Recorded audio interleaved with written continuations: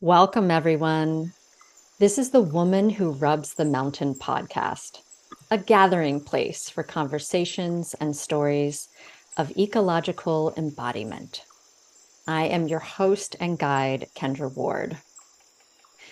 Well, we orient ourselves again and again with this single question. What happens when we rub on the body of the earth? How does the earth brush back against us? Here we seek an intimacy, a love affair with the land and beings where we live. So let us come together in creative, strange, disruptive ways of relating beyond the human-centric limitations of our current dreaming.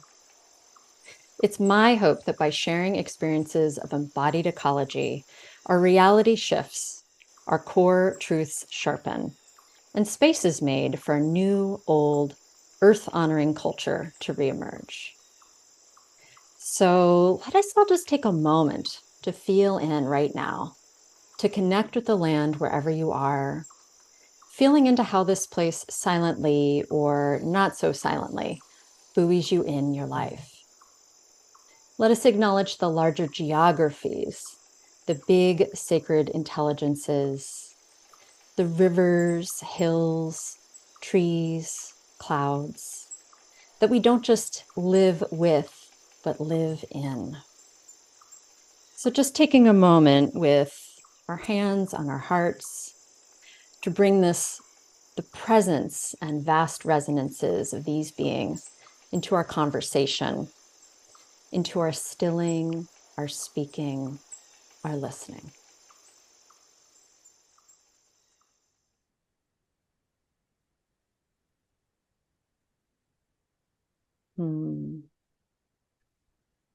Thank you. Well, I am so very excited and honored to be in conversation today with plant medicine goddess Vanessa Chakour. Vanessa is an author, visual artist, herbalist, naturalist, former pro boxer, and environmental activist, truly a Renaissance woman. Her work is a dynamic blend of her vast personal experiences over the last 2 decades.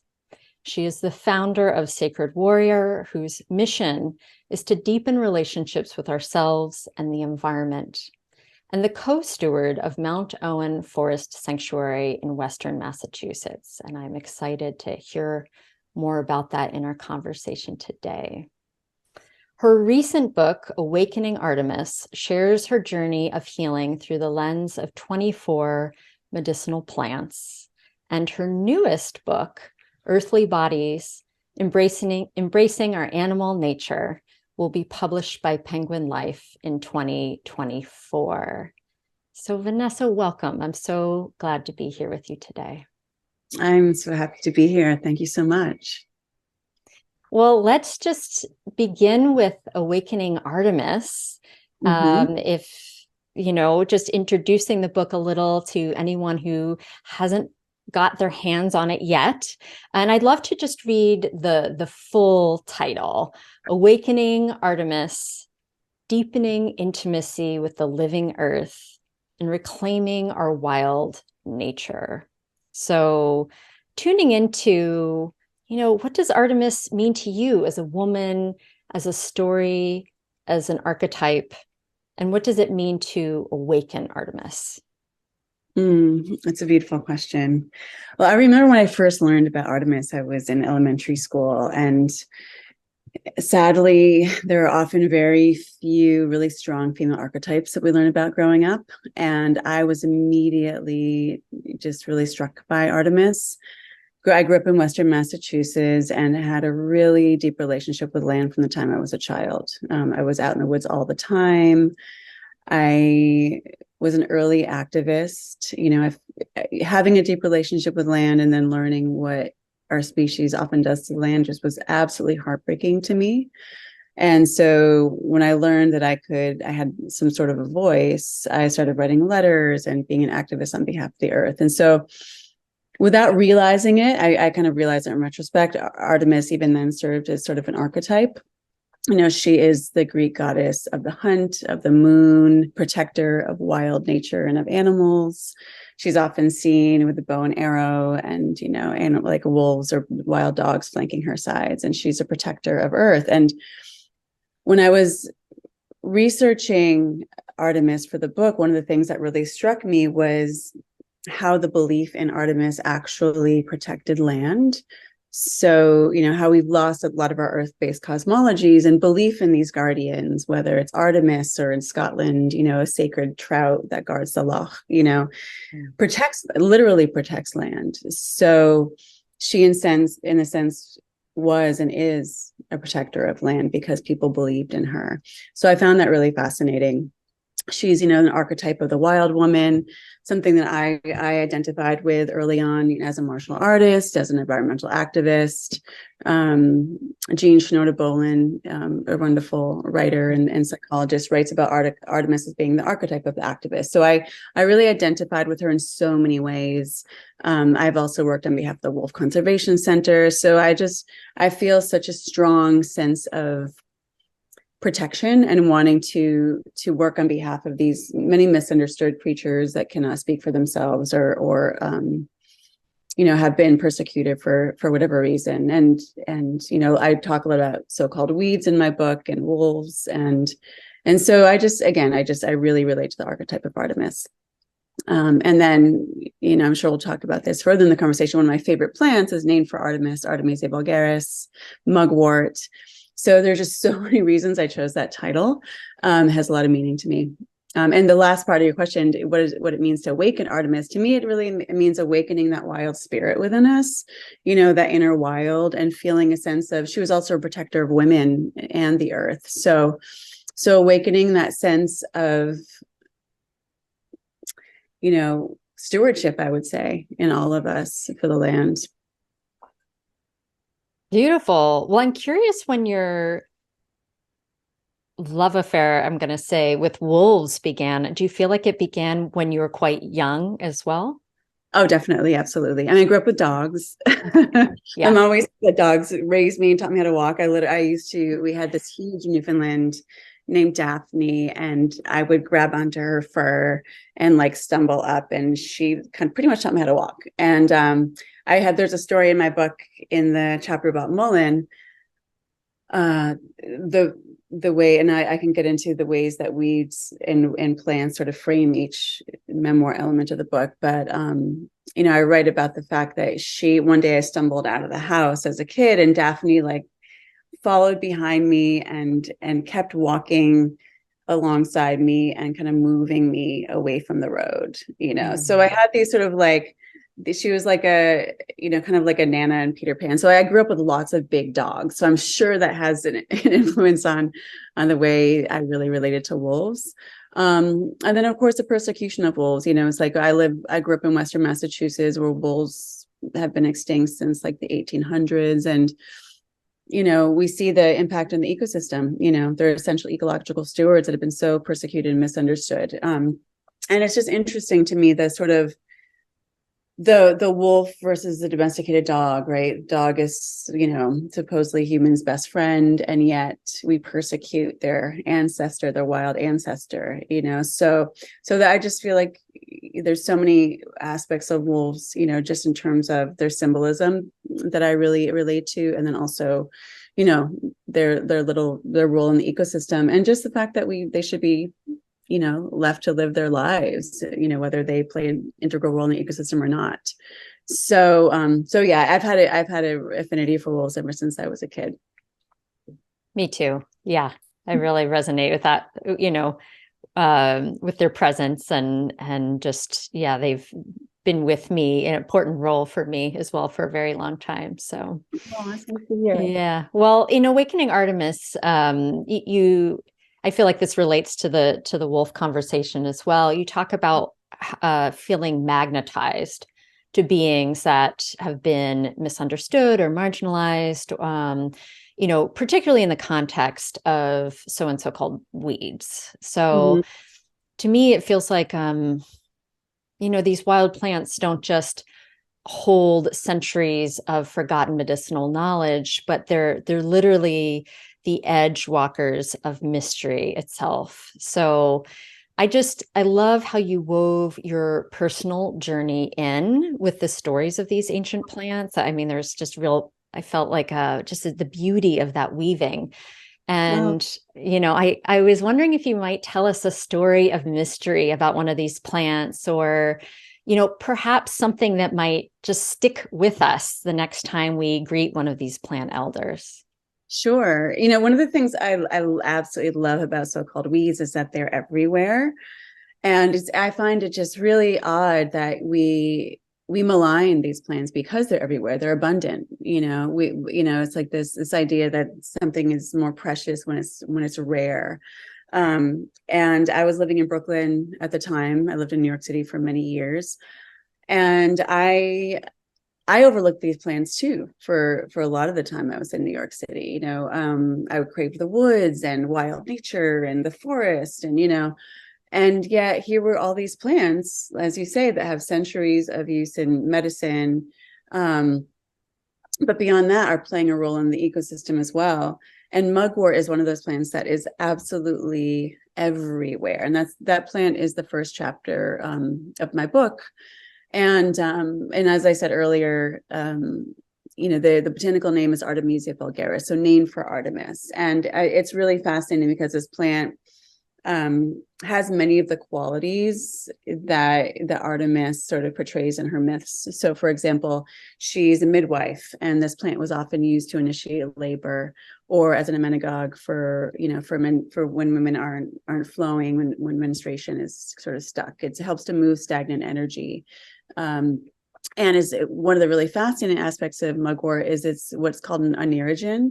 So it's a plant that enhances dreaming, which is absolutely fascinating. And this is a plant that is literally all over New York City, like growing through the cracks in the sidewalks. And, here in Western Massachusetts, you'll see this like growing through cracks in the parking lot of Whole Foods, or like everywhere. And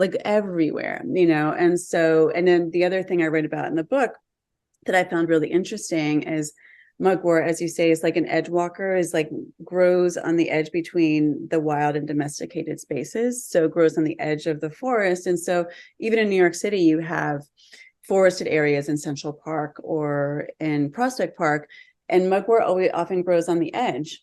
So the plant grows via rhizome. So they grow in these like vast thickets. And so it's almost like creating this boundary between the wild and kind of more domesticated spaces, the areas, where the urban wildlife might hide.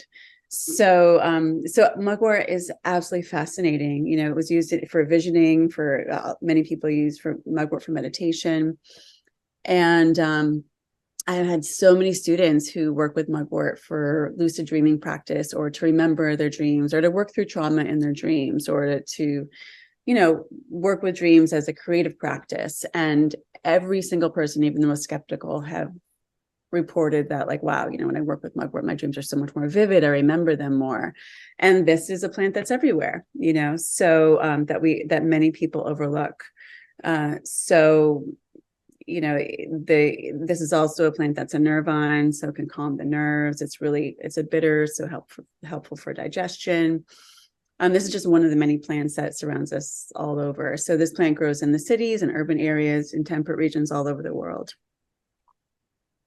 All right, everyone, you gotta, take a moment to maybe find out what mugwort looks like if it grows near you.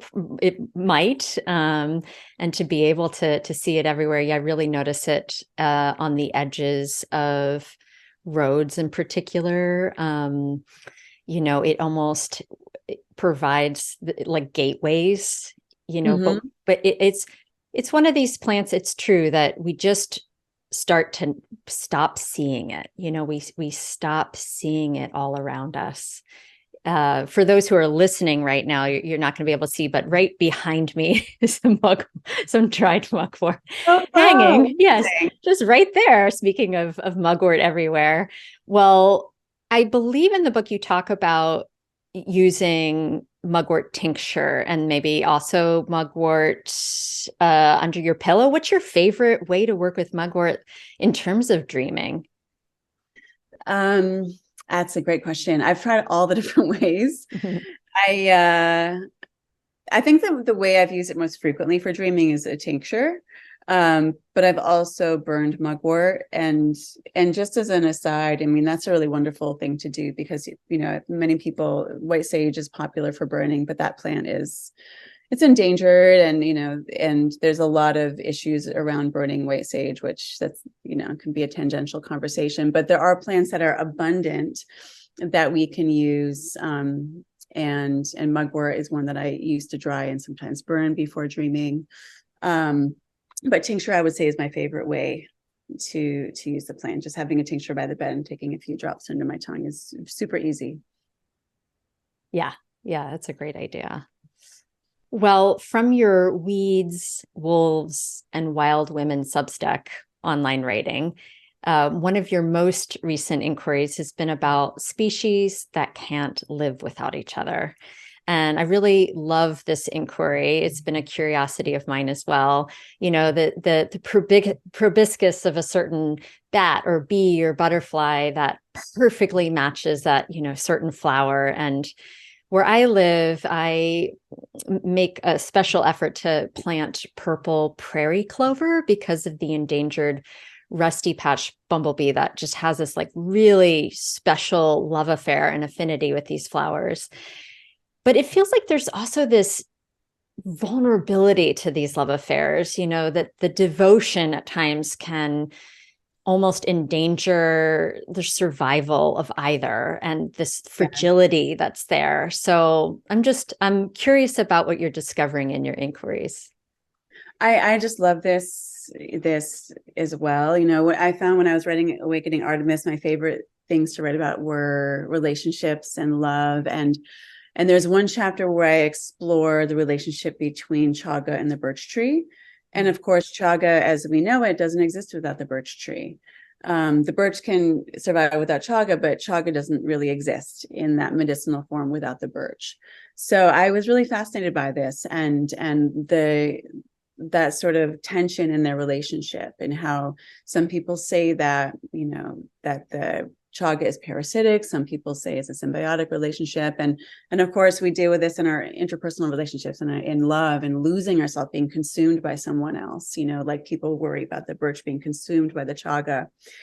And so that's what really started the exploration for me. I mean, of course, you know, I'm always thinking about pollinators, and you know, like everyone is, well, I wouldn't say everyone, but many people are familiar with milkweed and monarch, and you know, that's the reason for monarch decline, and just that vulnerability that we feel, that I feel that vulnerability when I'm in love with someone. You know, you feel like you can't live without that person. And that courage to really allow yourself to let go and fall, is that feeling of vulnerability that I bring to sort of this inquiry of, like, you know, this bee has evolved with this wildflower, you know, this bat has these plants and these species evolved together. It's just it's so beautiful and so poetic. And I hope also that the inquiry will inspire people to look at the beauty of nature and the fragility and some of these wildflowers that we overlook, you know, that we might consider to be weeds. So yeah, I'm just really inspired by the inquiry and all the love affairs in nature that we don't always see.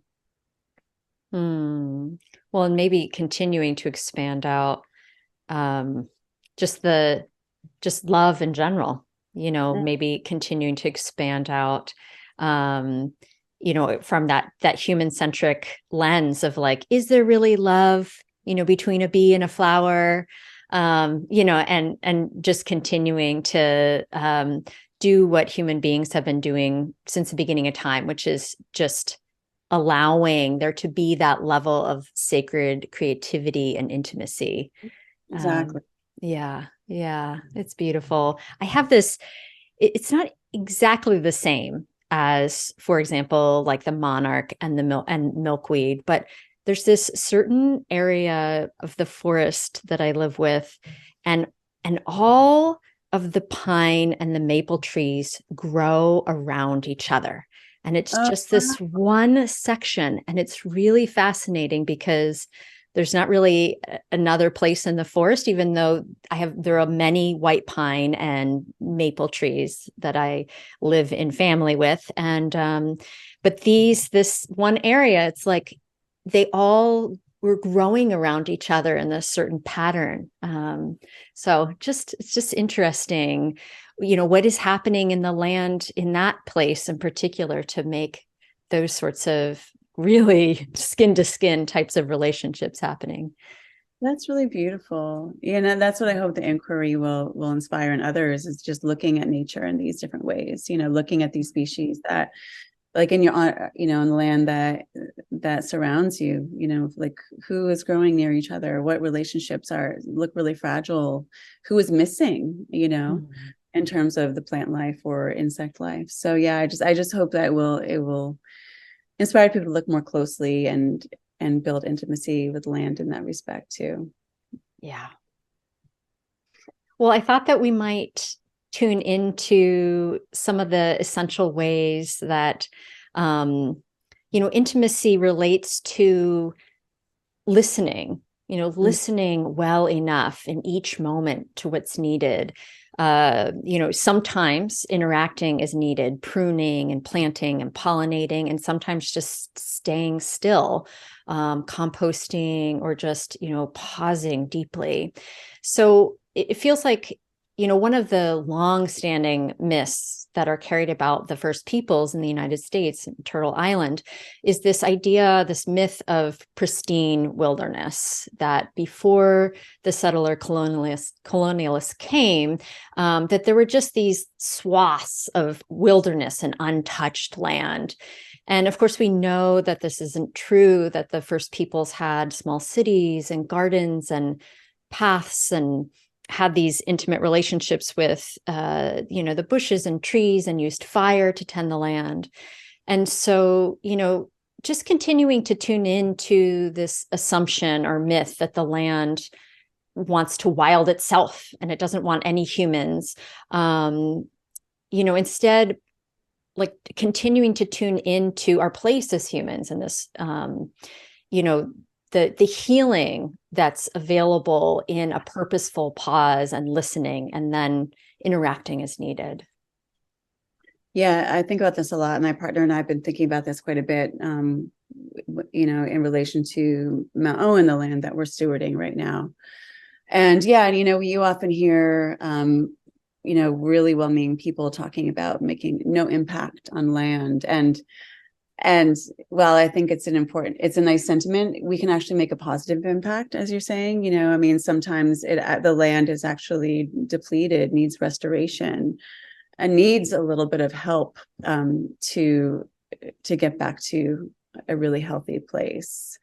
And then, yeah, of course, like you said, like there are many. I was reading an article somewhat recently about in California how, the settlers came to like, wow, all these wild fruit trees. And it's like, of course, that was not wild. People were interacting with the land for centuries before the colonizers came. Mm-hmm.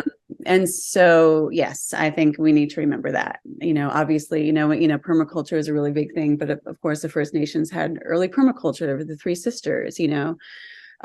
So yeah, I just feel like it's really disrespectful to think that way. And also, it doesn't foster a relationship with land if we feel like, okay, say for example, the real polarization that happens where it's like people are clustered in the cities and then there's wilderness outside. I just feel like we need to learn how to be stewards of the land. It creates this like fractured landscape, I think, where it's like, there's some people who have these like, think having land means having a lawn, which is really detrimental to the landscape. So I think that we need, I don't know, but I think about this a lot in terms of, education, educating people to have a positive impact on land instead of no impact on land, I think is really, really important.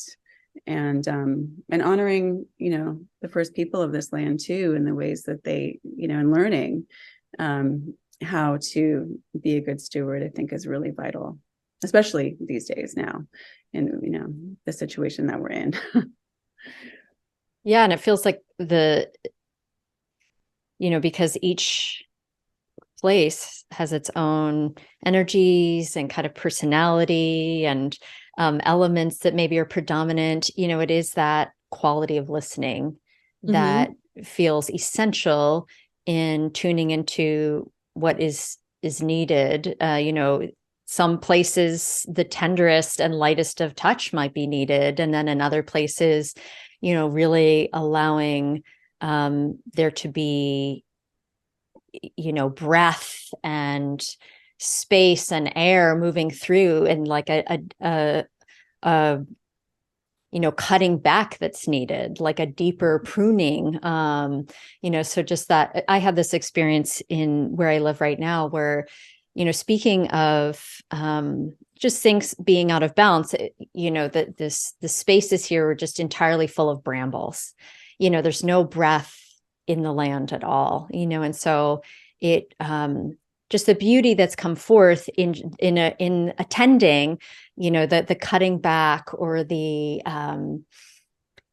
just the deeper listening, and not being afraid to like place your hands on the land and have an impact. Because I definitely, when I was younger, had ideas around like, let the forest do what it wants. It doesn't want us there. It doesn't want us to, so yeah, it's a big learning for sure. It is. Yeah, it's really interesting. And I've done a lot of work in Scotland, and have a lot of ancestry there. And talking to one of the ecologists that I really admire, and she just talks about this tension between nostalgia of the landscape and the way that the landscape is evolving. So not only do we, need to listen in relation to, okay, what the native species are, who's struggling, but also how the land is evolving, maybe, there is just, we need to adapt with the way that land is shifting. And not necessarily cling to nostalgia. And, the war on invasive species is a real issue, the way that people deal with invasive species in terms of poisoning landscapes. And so there's a lot of tension around that issue too. So there's so much to learn, always to learn. And I do agree. I think we have to listen to the land, look at the landscape, what's happening on that particular area, and how to respond to it. Well, I'd love to hear more about the place where you're stewarding, Mount Owen Forest Sanctuary. I have a number of questions about it, but I first off want to hear about, the intimacy part, especially from an embodied sense, how you're finding intimacy here and how this place is finding intimacy with you. Well, I grew up in Western Massachusetts.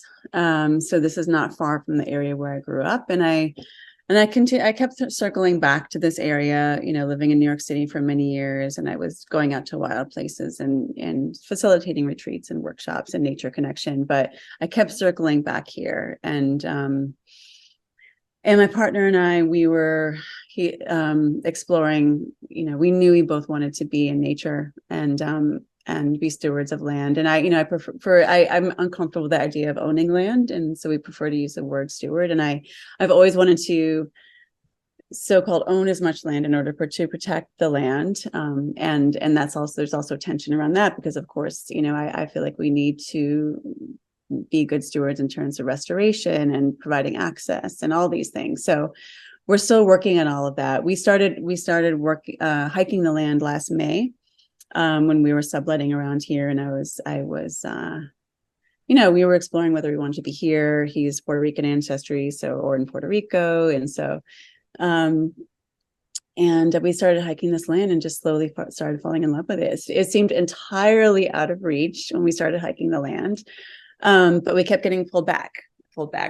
And so we were hiking constantly, got permission to hike the land. And this land is about 270 acres. It was used for logging, but hadn't been touched in many, many years. And I don't know, it's just this like magnetic pull. We kept getting pulled back. And so we hiked the land and eventually put an offer last fall. And now we're the stewards. So we're figuring it out. I mean, United Plant Savers has agreed to be a fiscal sponsor. And so one of the things is having a botanical sanctuary there. But we've been really spending a lot of time just hiking the land, getting to know the land first, and listening, looking at, the different seasons, what trees are healthy, what trees are not healthy, what areas need some attention, what species might be missing that would normally be there. So we're really just taking our time. I have an herbal apprenticeship starting there this spring, which is really exciting. And so I've started some plants and some seeds. And so, yeah, we're just moving slowly. We want to live there in as regenerative a way as possible. He's researching ways to build that are compostable. I mean, to the point of not even using any nails. So it's just like, it's going to be it's a slow moving process. But it's exciting. Yeah, we're learning a lot. It's so exciting. There's, so much possibility and yeah. and just that little bit of honeymoon period of just discovery and having it be fresh. But also it's true that just like any relationship, it's in that familiarity and in that returning where the true, deeper connection just needs its own time to unfold. Like you said, through every season, really watching the changes. Yeah, in the land. It's beautiful. So by the time I offer the apprenticeship, we've been hiking the land and getting to know the land for about a year. That's nothing in the scope of the but it's at least we've gone through every season with the land so far, and learning a lot. And eventually we want to have programs to help foster a relationship between humans and nature and provide refuge for plants, other non-human animals and wildlife. So it's a slow moving process, and we're developing partnerships with other sanctuaries, which I'll talk more about soon once that all gels. So we're excited. And so talking about this word sanctuary, and I looked up the etymology for it. It means consecrated place, a sacred object, an inner sanctum, or private room. So, just thinking about, the use of that word and how it might relate to your broader visioning for this space. Well, I think it has many levels.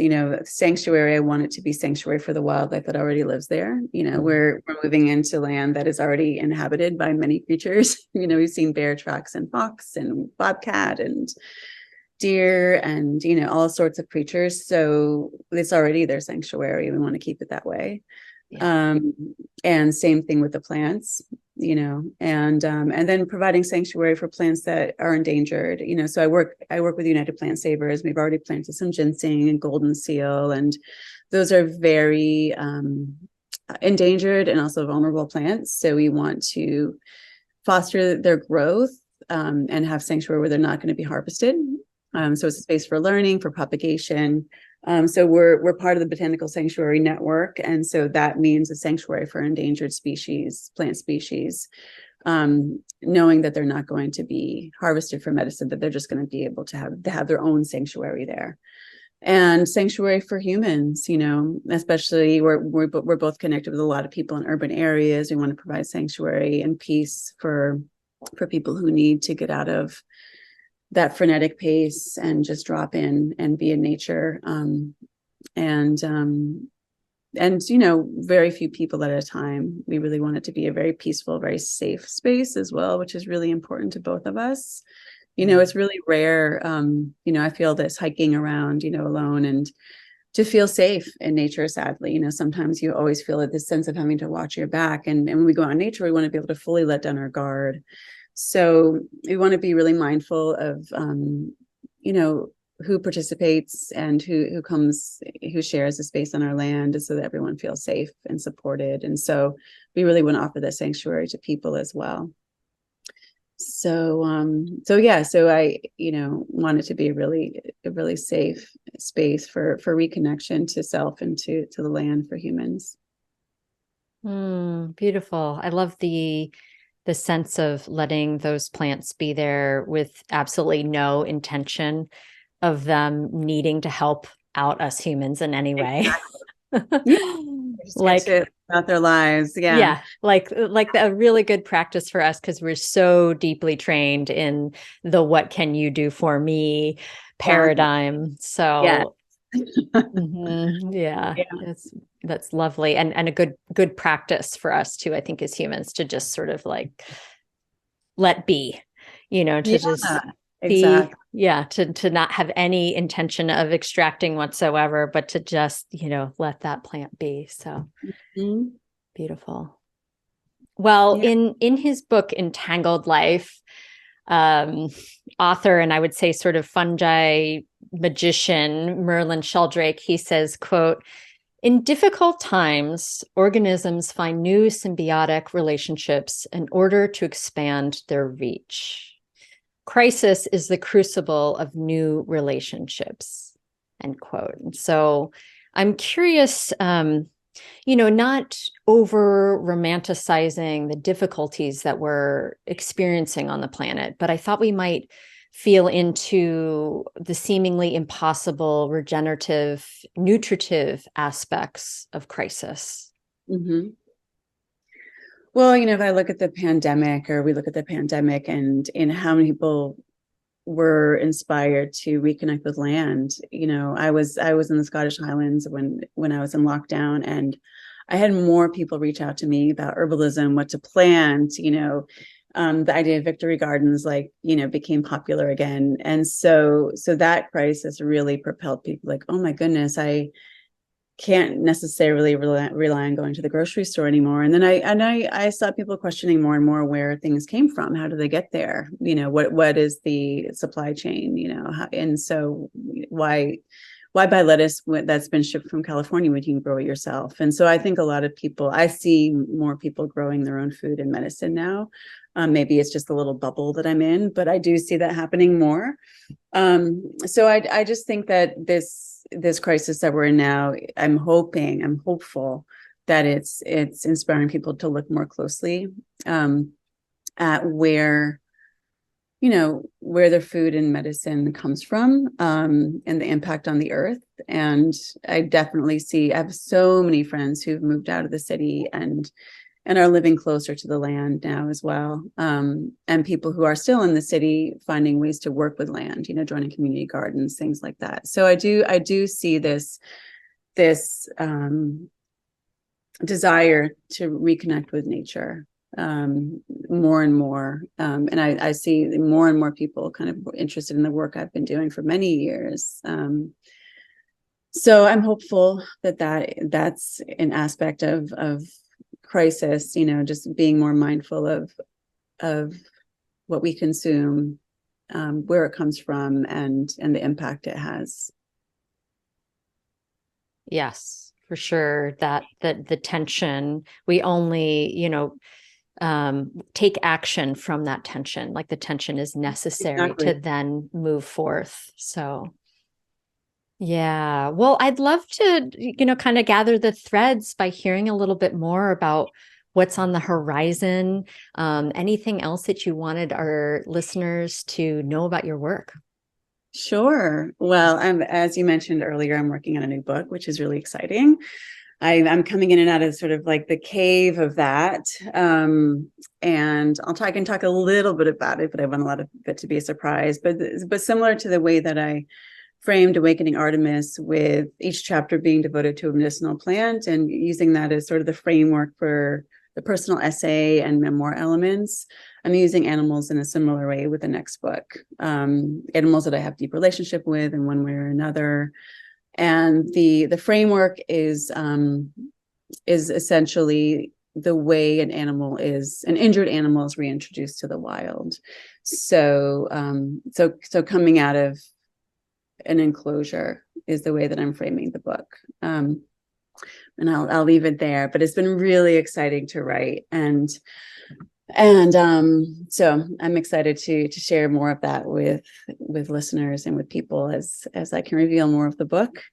And as you mentioned, the Weeds, Wolves, and Wild Women Substack, I'm spending a lot more time there, now, which has been really nourishing and great, because I'm the kind of person I just have to write. I'm compelled to write all the time. So it's been nice to share more there. And I'm offering some writing workshops. I have a spring rewilding through writing workshop, which is we're in the middle of the winter session now, and it's been so incredible to hold space for writers. Some are working on books, some are just using writing as like deep personal inquiry. So that's been really wonderful to hold space for that. And finally, as I mentioned, I have an herbal apprenticeship, an in-person one coming up, which is really wonderful at Mount Owen. Yay. So I can't wait to just get back outdoors and be working with the plants again. So yeah, there's some big things I have going on, and I'm going through a major pivot actually, with Sacred Warrior. I'm kind of transitioning into another business, which is going to be a collaboration of various sanctuaries. So that's in the process of winding down, but growing into something else. So soon that website will really be just celebrating a decade of amazing work. And I'm starting a new organization called Solidago Sanctuary. And Solidago is the botanical name of goldenrod, and the etymology is to make whole. I really love. It's a plant that has been used to heal wounds. So Mount Owen essentially is going to be part of Solidago Sanctuary. So it's a bigger picture kind of organization that I'm working on right now. I would imagine there's quite a bit of goldenrod that grows. Of goldenrod. The whole front field is goldenrod. So I just absolutely love that plant, and it's another prolific plant that's everywhere. There's about 200 species. It's so important for pollinators. It's such a gorgeous plant, and I just love the poetry of the plant too. How the goldenrod appears as summer wanes. I just feel like it's like this light in times of darkness, and there's so much beautiful metaphor there. And I'm really interested in holding space for creative process, which is why I'm enjoying these writing workshops so much. I've done some writing retreats over the years. And so really Solidago is kind of exploring the intersection of art and ecology, and providing a lot of space for artists and writers. So that's what I'm working on right now. There's so many layers there.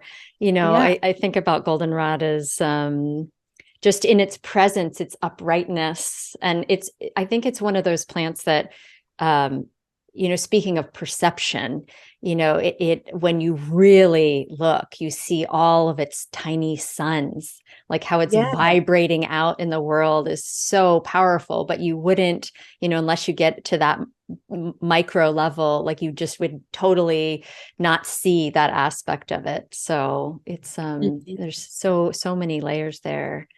Are you planning on illustrating the earthly bodies? Is that going to be possible? I am also inviting some other illustrators, because yes, I did illustrate Awakening Artemis, which was really great, which was a way of sitting with the plants in a different way. I hadn't drawn from life in a really long time. But yes, I do plan on illustrating the majority of it, but I'm also going to invite some illustrators to participate as well, which I'm excited about. Fun. That's great. Yeah. I love that. I love how it's, I just love that that aspect of contribution. That makes it really special, I think. So it does. Yeah. Well, speaking of Awakening Artemis, I was hoping maybe we could just come to a close by you reading a short passage for us. Sure. Yeah, I'd love to. So the passage I've chosen is from the Linden chapter. And linden is a tree that is often used for feelings of just being raw, often used to tend to grief. And this is at the very end of the chapter.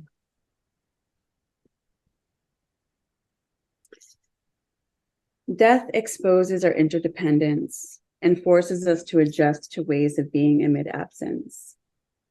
Now, most of us are driven to protect land, not because of taboos, water guardians, or goddesses like Artemis, but because of conviction, science, love, connection, or because it is the right thing to do. But recalling these protectors and guardians may also be a beautiful way to honor sacredness in our world. We lose a part of ourselves with every wild space that is lost. Protecting the earth isn't something we do as a favor for a world beyond us. We are directly served and nourished when we think of Artemis and other guardians of the wild. The reality of impermanence can help us cherish the now before it slips away. Life asks us to awaken to the beauty of the moment, but also not to forget who and what we have lost. This can be a challenging balance to strike. But we must notice our wild, interwoven family and come to know who is here so we can work to protect the vulnerable before they become nothing but memories. I imagine that endangered or threatened species like red wolves would not want us to despair too long about their dwindling numbers, but instead to remember and feel the beauty of our interconnection. If we are moved enough by the magic and reality of our coexistence, we might be compelled into action before it's too late, becoming part of their survival.